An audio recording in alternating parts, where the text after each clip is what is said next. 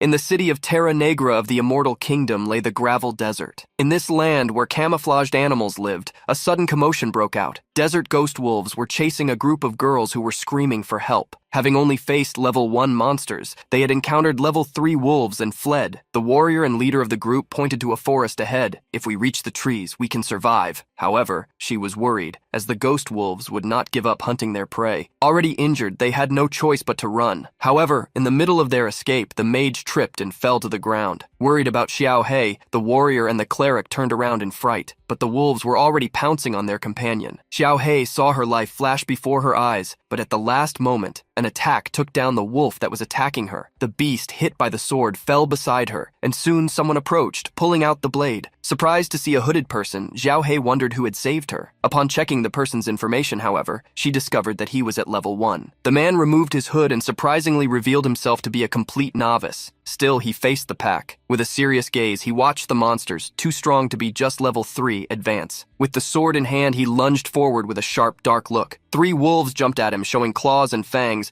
but his attacks drew a continuous arc, eliminating them before they could prove to be a threat. The girls were shocked to see the level 1 young man demonstrate such strength. The sword he wielded drew attention. The group leader couldn't believe he had defeated 4 desert ghost wolves with a simple novice sword. Xiaohe was then surprised to notice something on the horizon. A new pack of wolves had appeared. Faced with the large horde, they hid behind the mysterious man. But soon fear spoke louder, and they ran. "Run! This wolf horde is capable of wiping out an entire novice village," she warned the young man, but he only smiled. As he extended his hand, power overflowed around him, and 5 cards emerged. With them, the system's voice echoed, "Player Lin Yuan, would you like to summon skeleton warriors?" He confirmed the request, launching the cards forward. As soon as they fell to the ground, they formed a powerful summoning magic circle. From the ground, a skeletal hand emerged. 5 level 3 skeleton warriors were summoned, roaring to the afterlife. The wolves were not intimidated and advanced to use the bones as snacks, but confident Lin Yuan whispered, "Let's see who will be turned into pieces first." The skeletons advanced, confronting the horde in an overwhelming manner. Their swords blocked attacks and launched counterattacks immediately afterward. Lin Yuan joined the battle, brandishing his blade alongside the skeleton warriors. 15 minutes later, all the wolves were already on the ground. Lin Yuan pulled out his sword after defeating the 16th desert ghost wolf. While obtaining 16 wolf teeth as a reward, power flowed to him and the skeletons. Souls seemed to leave the summoned creatures, flying towards Lin Yuan. Shocked, the cleric of the group of girls asked if she was dreaming. Xiaohe approached Lin Yuan, questioning if he was a mage for using summoning abilities, some of which she, even as a mage, had never seen before. Lin Yuan stared at the girl with his red eyes. "Who said I'm a mage?" Surprised, the young woman wanted to know what he was, but received only a smile in response. Lin Yuan possessed a forbidden triple S tier class, Necromancer. He, coming from the blue planet, was a reincarnated person. 3 years ago, scientists had observed a mysterious planet called Magic Planet, which had suddenly appeared near the blue planet. 3 months ago, an enigmatic company announced a virtual reality game called Immortal World, shocking the world. Upon entering Immortal World, humans were categorized into different classes, and through the leveling system, acquired skills to fight. At first, no one paid much attention, as it seemed like just a game, until people started gaining power in the real world. These people were called the Chosen. From then on, a group of cultists known as the Evil Star Deity Faithful began invading the real world from the virtual one, attacking players. Chaos took over the planet, and unfortunately Lin Yuan's parents were victims of the tragedy. Humans from all sides united to fight but were defeated by the cultists. Lin Yuan was one of those who perished in the final battle. However, an hour ago, he was reincarnated at the moment of his first entry into Immortal World, obtaining a triple S tier class. With this new power, he swore that he would become strong enough to protect the blue planet and his family. Bending down, the protagonist extended his hand over one of the fallen wolves. From the body, as well as from the others, energy shadows rose. A notification appeared. "Do you wish to use Shadow Summon on the bodies of the desert ghost wolves?" As soon as Lin Yuan confirmed, the wolves stood up with a new power. This special class possessed the physical traits of a warrior and the ability to use Shadow Summon, turning monster bodies into zombies. These zombified creatures not only inherited the abilities they had in life, but also gained the new skill Dormant Body, which granted them immunity to most negative effects. Extending his hand, Lin Yuan used another ability, the Gate of the Underworld. The ground under the wolves split open as if gates were opening. This ability maintained the reincarnated monsters, increasing both the number of servants in his possession and their level. When the true gate appeared, it opened for the wolves to enter. Lin Yuan was confident that with enough level, he would create an army of unstoppable zombies. Upon seeing the young man revive the wolves as zombies, the warrior hastily asked who he was. Ignoring the question, Lin Yuan realized that the time had come. The time for the world boss, the giant wolf, to emerge. A notification appeared for everyone, mainly showing Lin Yuan that it was time to face the boss. Lightning spread across the red sky, alerting all players. From the cracks opened by the lightning, the sky tore open and dark eyes emerged in the void. The players understood that the giant wolf was about to appear. Remembering that it possessed long-range attacks, the novices hurriedly fled. As they ran in despair, a shadow appeared, attacking them. A pair of players hid behind rocks. The immense black and red wolf possessed teeth as large as human arms and a gaze as deep as the most intense fire. A player was shocked to see his brother attacked by the wolf, but was held back by his companions. Alone, he couldn't do anything. The hidden pair wondered if anyone would be able to defeat such a monster. Soon they saw someone advancing. It was Lin Yuan. The protagonist was carrying the worn sword with a downcast look. Observing that blade, the hidden players concluded that he could only be a novice. Still, he was facing a Lord tier, level 6 monster. In Immortal World, monsters were categorized into different tiers: normal, elite, leader, lord, king, monarch, and deity. Among them, a Lord tier monster, even at level 1, already represented a deadly threat to novices. Lin Yuan stood before the huge wolf, which growled in his direction. From the hiding spot, someone shouted, "Are you crazy? Run away!" But the level 6 boss monster had already marked him as prey. Standing before the great wolf, Lin Yuan came to a conclusion. "You're not as impressive as they say." The provocation infuriated the wolf. With a roar, the monster launched a column of energy against Lin Yuan, but he disappeared. The protagonist had leaped backward, dodging. The wolf then advanced, revealing its claws. With a serious look, Lin Yuan recalled his past life. That creature possessed strengthening abilities, but only had 3,400 hit points and 510 attack points. For adventurers in the gravel desert who were usually level 3, it would be almost impossible to defeat it without a team. Lin Yuan remembered how much he had suffered against it in the past. However, after countless battles, he was a different person. The wolf's claws came down on him, but only struck the rocky ground. Lin Yuan had moved to the side, revealing a speed that impressed the hidden players. The enraged wolf charged again. Lin Yuan smiled at the reaction and touched the ground, releasing an incredible amount of dark energy. The gate of the underworld rose from the earth, large enough to frighten even the gigantic wolf. When it opened, Lin Yuan allowed his army to emerge. Dozens of wolves appeared, advancing against the giant lord. The players were terrified both by the dark gate and the zombies, which resembled desert ghost wolves. After defeating the previous enemies, Lin Yuan had reached level 3, which increased the capacity of the gate of the underworld to 30 units. Leveling up had been worth it. The game mechanics made the summons as strong as the summoner himself, and when both were present, the monsters prioritized attacking the servants, ignoring the master. The zombie wolves were hurled away, but soon recovered, confronting the lord again, who attacked confidently in his superior size. With the wolf's attention diverted, Lin Yuan advanced. Using the aggro function, he was free to brandish his sword against the monster's entire body in a flurry of attacks. The giant wolf howled to the heavens, consumed by fury. Quickly, it managed to recover and charge towards Lin Yuan. The high damage dealt had attracted the aggro back, but Lin Yuan sent his zombie wolves to harass the lord once more. He trusted that, just as ants could bring down an elephant through sheer numbers, his servants could cause enough damage to defeat the monster. Soon, the great wolf began to falter. Watching the battle, everyone was impressed. However, some were already starting to harbor malicious intentions. A few minutes later, when the boss had only 500 hit points, Lin Yuan attacked personally, leaping while pointing his sword downwards. He dealt critical damage, causing the boss's life to drop rapidly. The wolf's howl echoed throughout the desert as the great amount of damage was inflicted. Powerless, it collapsed to the ground. The boss was left with only 10 hit points after Lin Yuan's attack. The protagonist stared at it, ready to deliver the final blow. But at that moment, 3 malicious players charged at him. Lin Yuan noticed their presence, and while a hidden man shouted to alert him, he moved immediately. With a single swing of his sword, he sent the trio who tried to attack him from behind flying. With the blade still dripping red, he defeated the 3 of them. Approaching with a sneer, he said, "Don't overestimate yourselves." The players were shocked to see the 3 bandits eliminated in an instant. While Lin Yuan was losing time with the distractions, the giant wolf got up. But it didn't have time to run, as Lin Yuan brandished his sword and launched an energy blow. The critical attack hit the boss monster, which took its last breaths. As a reward, Lin Yuan received 480 experience points in addition to a gem. Still, he needed to check what other rewards the boss would grant him. In the middle of a pillar of golden light, Lin Yuan found the gem as well as a chest. The soul gem could be exchanged at the Eternal Council for a legendary item, provided a certain amount was collected. Lin Yuan remembered that, at level 60, players traveled to the land of the elves to continue their evolution, but it was still too early to go there. Knowing that these gems were the easiest way to obtain legendary equipment, he also mentally recalled the item hierarchy: white, black iron, bronze, silver, gold, dark gold, epic, legendary, and mythical. Novice players usually had white rank equipment, and rarely black iron. 2 hours ago, Lin Yuan had used the experience to manipulate 2 skeleton warriors, attracting the elite rank sand lizard. Thus, he obtained a bronze breastplate, as well as a bronze rank black lizard robe, and the title of Hunter. In the immortal world, different titles granted specific skills or effects. The Hunter title, which Lin Yuan had earned, was excellent. It increased attack power by 10%, critical hit chance by 10%, and also spell damage. For being the first player to defeat the world boss, he obtained a silver rank chest, which he promptly opened. Inside, he found the Silver Moon Sword of silver rank, in addition to a ring, a scroll, and some potions. With the experience points being accounted for, Lin Yuan's data began to update. He reached level 4. Receiving 5 points per evolution, he distributed 3 in mind and 2 in strength. With this, he reached 10 points in strength and physique, 25 in agility, and 35 in mind. Lin Yuan was satisfied, as these statistics were already the highest among the players in the Gravel Desert. Additionally, the Gate of the Underworld now accommodated 40 units. Although all the zombie wolves had been sacrificed, his gains had been immense. Extending his hand over the body of the giant wolf, the notification to use Shadow Summon appeared. As soon as Lin Yuan confirmed, the giant wolf rose, consumed by a dark energy. Even more sinister than before, it answered the call. Observing the wolf's abilities, Lin Yuan discovered that it possessed area of effect techniques, in addition to crowd controls. After becoming a zombie, it also gained undead fury. He sent the wolf into the Gate of the Underworld, planning to use it in the future to expand his army. Everyone was terrified to see someone turn the boss into a zombie. In their eyes, Lin Yuan was scarier than the monsters themselves. At that moment, Lin Yuan realized something. People started disappearing from their hiding spots. They hid even further away, so they wouldn't enter his line of sight. After the 3 bandits were eliminated, they ended up dropping some swords. They were good for low-level players, but Lin Yuan had gotten better weapons. Picking up one of the swords, he walked up to the rocks where the players were hiding, frightened. The protagonist approached a specific one. "You were the one who shouted just now, weren't you?" The young man stammered, afraid to answer. Unexpectedly, Lin Yuan gifted him the extra sword. As soon as he handed over the weapon, he said goodbye and left. Everyone gathered around the young man who received it, shocked, as it was worth tens of thousands. After walking for 10 minutes, Lin Yuan felt something strange. A sense of weakening began to emerge. In the real world, he removed the helmet that connected him to the game. The device had shut down due to lack of battery. Sighing, he reminded himself that he needed to earn money to buy the immersion capsule. Upon exiting the game, he observed the Immortal World start screen. This was a hyper-realistic holographic game, divided into multiple logins based on continental areas. Furthermore, each login area contained different kingdoms for players to choose from. In the Elpad district, where Lin Yuan lived, there were 4 countries: the ancestral country of the West Desert, the Southern Empire, the Northern Hades Empire, and Tidal Island. It was possible to choose a birthplace, and upon restarting in this world, he made the same choice as in his past life: the ancestral continent of the West Desert. He had done this because, in his other life, he had discovered a secret. In the final war, a spatial rift had appeared. Torn apart by the monsters, Lin Yuan heard the cries for help from countless people. But it was at that moment that, from the rift, winged beings appeared. Among the winged beings, there was a hooded man. A yellow sapphire adorned a brooch on his clothes, the emblem of the Desert Kingdom Guild. The first follower of the evil star deity had actually been a human player. Lin Yuan knew that this follower was crucial for the descent of the evil sovereign, and that, with only 3 years remaining, he needed to eliminate him to prevent the tragedy from repeating itself. However, the only clue he had was the emblem. Only the guilds of the main city of the Western Desert used insignias with yellow sapphires, and the condition to enter the city was to reach level 10. To expose the enemy's true identity, he needed to hurry up and increase his level. Thinking about this, Lin Yuan made an attempt. Opening his hand, he summoned the Skeleton Warrior card. He had become one of the Chosen, just like the other Immortal World players, who could transport their powers outside the game. The Chosen, also known as the Sons of Destiny, possessed a powerful secret class, an extremely high luck. They would be the main fighting force in the confrontation against the evil sovereign, which would occur in a few years. In real life, the abilities had only been obtained after the Blue Star catastrophe, but this time, they occurred much earlier. The forbidden necromancer ability that Lin Yuan had received was not common, but it was not yet known how superior it was compared to other secret classes. Suddenly, the protagonist heard a noise outside the room. It was already past lunchtime, and he received a visit. His parents were surprised to see the various sophisticated dishes on the table. Serving the last of the dishes, Lin Yuan asked them to help themselves. His mother told her husband to eat quickly, admiring her son's gesture. Lin Yuan had learned that one of the human characteristics was realizing the value of something only after almost losing it. In his past life, he lived in ignorance, spending his days uselessly. His parents constantly argued due to his gaming addiction. But when the disaster happened, he discovered painfully how foolish he had been. Since it was Sunday, Lin Yuan asked if little Tan would not come home for lunch. Happily, his mother revealed that Tan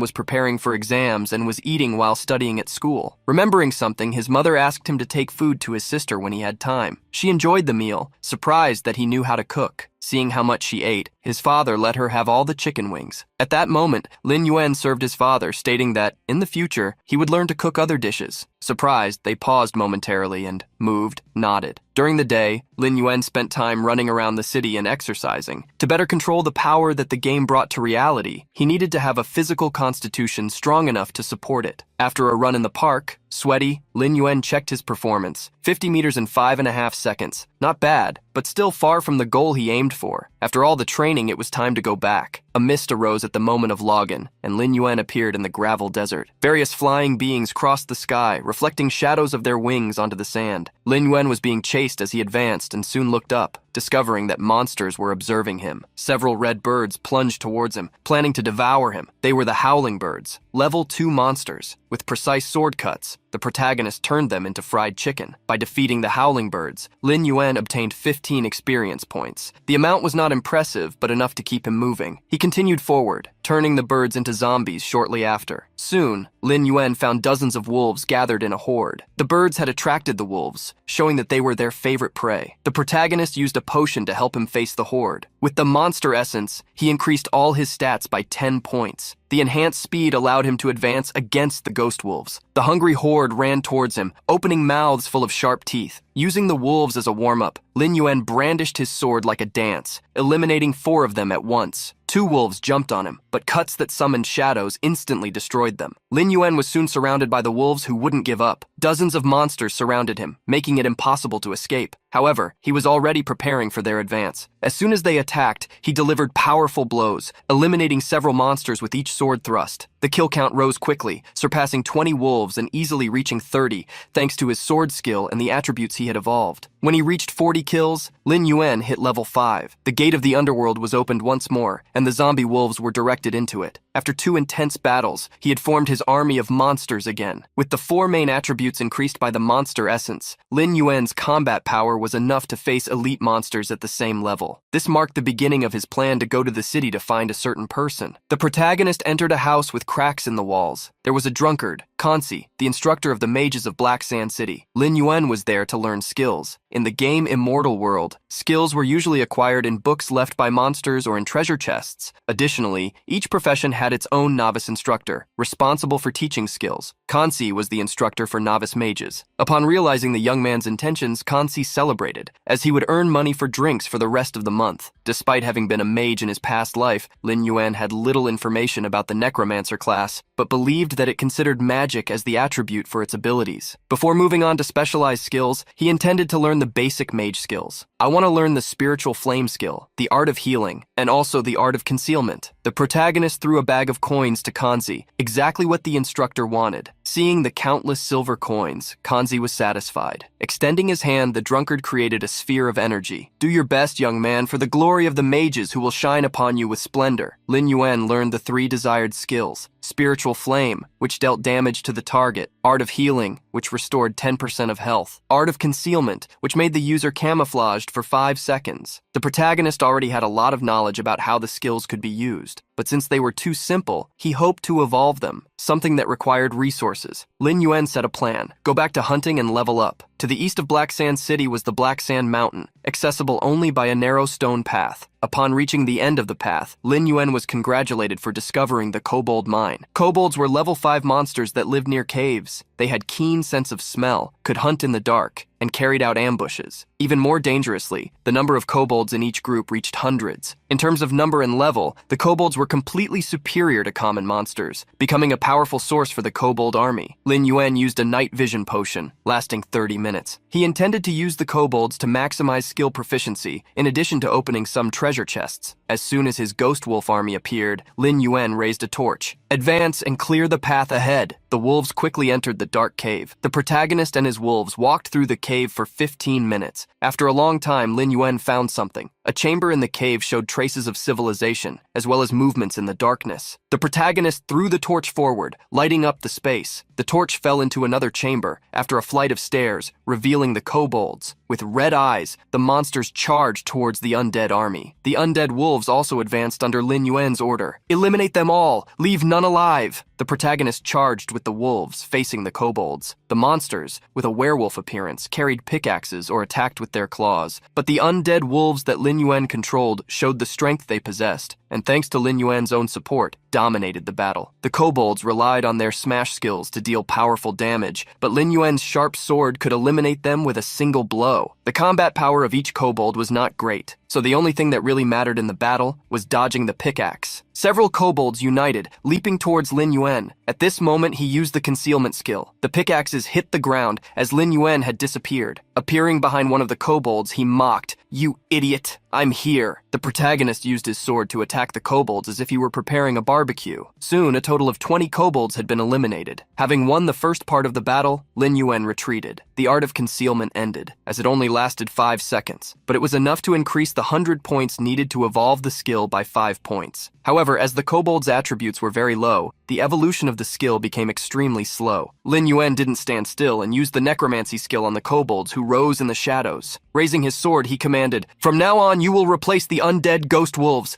Find the leader of this place." Lin Yuan followed behind 3 kobolds through a tunnel. He arrived at a large room where there were various paths that spread across the walls and ceiling. Before entering the tunnels, the protagonist noticed something on a wall full of marks. Releasing energy with his finger, he smiled. "I found you." The energy was launched at a target, hitting several stone-colored slime balls. At the same instant, dark eyes fixed on Lin Yuan in the shadows. Although he was surrounded by his zombie kobolds, a giant kobold with a lace of thorns leaped to attack him. The kobold foreman, an elite level 6 monster, showed no mercy in its attack. Since ancient times, the weak have been preyed upon by the strong. This was the immutable law of survival in the natural world. The predator, however, was always doomed to become prey at some point. Absolute danger lurked at every moment. Showing the power of a predator, the kobold foreman exploded the ground with the attack, raising a curtain of dust. Something that could always happen was for the hunter to pretend to be in defenseless prey, just waiting for the counterattack. Lin Yuan had grabbed the pole that the kobold foreman used to attack him. He held it tightly and used it against the kobold itself, spinning it and violently pulling him. The kobold foreman didn't let go of the weapon and ended up being thrown against the ground, destroying the large stone it landed on. Still, it got up furiously, but at that moment a shadow passed by it. Before it could realize, it had already been hit by Lin Yuan's sword attack. The blows fell upon the monster, forcing it to fall to its knees. Powerless, the foreman could no longer get up. However, from the shadows, countless other kobolds emerged. Lin Yuan could see over 50 gathered, including other foremen among them. However, the numbers under Lin Yuan's command were balanced, which made the fight possible. Opening the gate of the underworld, he summoned the wolves to the battle. The hunt has officially begun. The wolves snarled fiercely, advancing against the kobolds who carried their miners' pickaxes. A fierce battle began. The pickaxes tore at the wolves, who retaliated with sharp fangs in their bites. Soon a giant wolf appeared and used the darkness howl ability, stunning the kobolds around it. Those hit by the range of the howl were not only stunned but also suffered severe injuries. The giant wolf's attack changed the course of the battle. Lin Yuan raised his sword and shouted, "Eliminate them all!" One after another, the kobolds were defeated, 40 in total, until Lin Yuan reached level 6. The various souls of the monsters floated towards him, and he collected them to use his necromancer abilities and raise the defeated foreman. While Lin Yuan strengthened his troops, the kobolds who survived tried to retreat, but Lin Yuan would not allow them to escape. Letting the sword speak for him, he ran among the enemies, hitting every one of those who remained. At that moment, however, he was surprised by a powerful club that descended towards him. He quickly retreated, dodging the decisive blow of the kobold chief. The monster, a level 7 boss tier armed with a stone hammer, roared at the protagonist, but Lin Yuan had been waiting for it all this time, prepared to face it. The kobold chief's hammer exploded a wall upon hitting it. The weapon ended up stuck in the rocks after the impact, and even trying to pull it, the monster couldn't free it. Lin Yuan saw that as an opportunity and attacked. The sword blow fell upon the kobold chief, partially hitting the hammer, which was recovered in time, and the rest directly onto the enemy's body. However, due to the boss's high defense, Lin Yuan couldn't penetrate it. Roaring, the kobold chief once again swung the hammer, destroying another wall. The protagonist was surprised by the speed of the monster, which attacked again with an overhead hammer blow. Enraged, the kobold delivered such a powerful blow that it exploded the ground,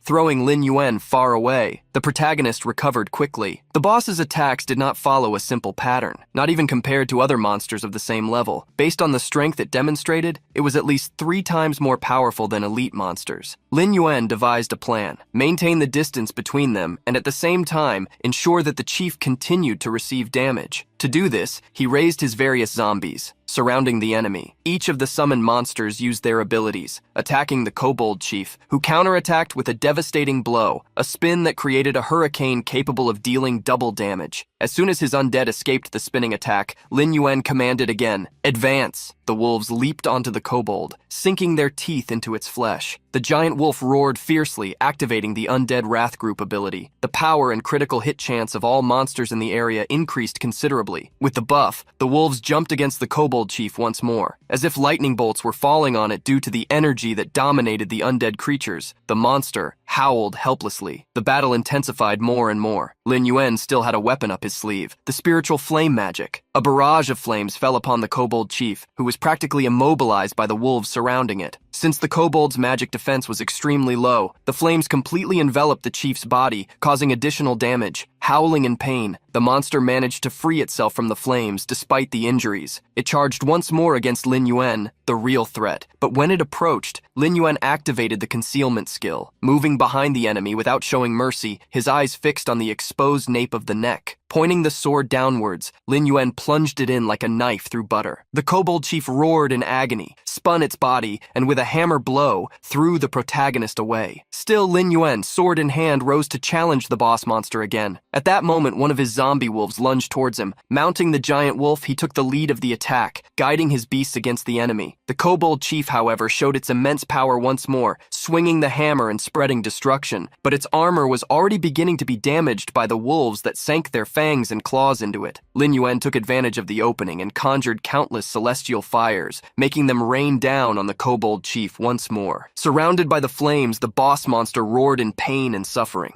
A multitude of common kobolds suddenly appeared to help their leader. In Lin Yuan's eyes, this was nothing more than a final desperate attack. Against the new enemies, Lin Yuan eliminated a dozen foremen, in addition to over 30 kobold miners. The kobold chief was left aside by the wolves, who had to face the common monsters, and he took the opportunity to try and escape. However, Lin Yuan got in his way. Trying to escape? Then leave your life for me. Advancing one last time, he struck the kobold chief. Like a king losing his crown, the monster lost what he possessed above his shoulders. The body fell to the ground after being eliminated, granting 50 experience points to Lin Yuan. The protagonist received the points, reaching level 7. Yuan was satisfied as he was one step closer to level 10 when he could head to the main city of the Western Desert. Thanks to the long battle, he managed to evolve the skills Spirit Flame and Art of Concealment. Lin Yuan's attention was drawn by what appeared next. A bronze chest surfaced on top of the kobold chief's body. Without hesitation, he opened it, obtaining several items and 20 gold coins. Soon, the world's main bank would be opened for exchanges between reality and the immortal world. 20 gold coins would be equivalent to 200,000 yuan, not bad for the beginning of his journey. Besides the gold, he obtained the unquenchable torch, which provided night vision in a 3-meter radius, and the skull mask, an armor-type item that reduced physical damage received by 5%. Finally, Lin Yuan was impressed by a glove, the Shadow Gauntlet, a silver rank item that granted 30 attack and defense points. Lin Yuan's luck proved to be incredible, leaving him extremely excited to test out the new equipment. Near the Kobold Cave, there was a small forest where dozens of wolves had been defeated. Before them stood the leader of the Bloodscar Guild, Huang Feilong, the Flying Yellow Dragon, a level 8 warrior. Beside him, Vice Leader Huang Feiju, the Flying Yellow Tiger, a level 5 thief, celebrated the training they had done, treating themselves as invincible. The guild members were impressed with the duo, who had eliminated countless ghost wolves. Many were eager to meet the Thunder Guild members again and face face them once more. Huang Feihu snorted, cursing Lin Yuan for suddenly appearing and claiming the kill on the first world boss. They still remembered the day before, when Lin Yuan solo defeated the giant ghost wolf. Feihu swore that when he met him again, he would unleash all his fury upon him. Meanwhile, Huang Feilong warned Feiju not to act rashly. Lin Yuan is a tyrant, and his strength should not be underestimated. So, instead of antagonizing him, it's better to make him fight on our side. Knowing that the kobold dungeon was nearby, Huang Feilong decided to inspect it, ordering the group to rest while they recovered their energy. Reprimanded by his older brother for the third time, Huang Feiju cursed internally and swore to the